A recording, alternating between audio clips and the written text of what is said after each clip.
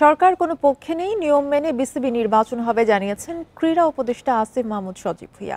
সোমবার ক্রীড়া সাংবাদিকদের সঙ্গে বৈঠকের পরে কথা জানান তিনি। বিসিবি নির্বাচন ছাড়াও আলোচনায় উঠে আসে আরব আমিরাতের সহায়তায় ৮ বিভাগে স্পোর্টস হাব নির্মাণের কথা।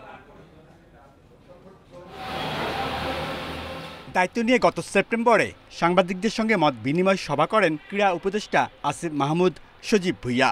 নানা প্রতিবন্ধকতা উন্নয়নে করণীয় সম্পর্কে আলোচনা হয়। বছর ঘুরে আবারও ক্রীড়া সাংবাদিকদের সঙ্গে বৈঠক হলো। এক বছরে নানা কর্মকাণ্ডের কথা তুলে ধরলেন উপদেষ্টা। আমরা কতটুকু আসলে এক বছরে করতে পারলাম এবং সামনে আরও কী কী করা যায় এই বিষয়ে তাদের অভিজ্ঞতা থেকে পরামর্শ নেওয়া এবং একটু পর্যালোচনা করা যে গত এক বছরে আমরা কতটুকু করতে পারলাম।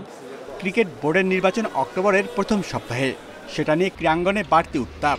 প্রভাব মুক্ত ও গ্রহণযোগ্য নির্বাচন নিয়ে শঙ্কা দেখছেন না ক্রীড়া উপদেষ্টা। আমরা নির্দিষ্ট সময়ের মধ্যে বিসিবি নির্বাচন আয়োজন করতে চাই।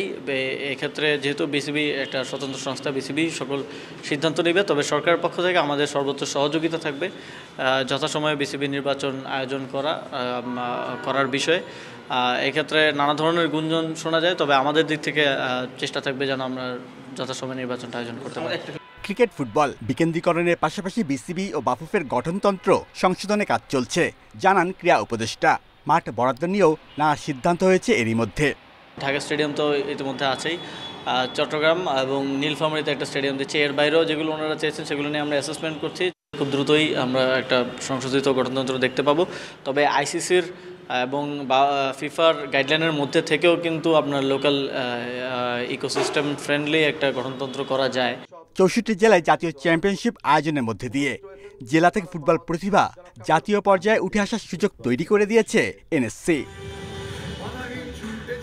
Shamim Ahmed, independent news, Dhaka.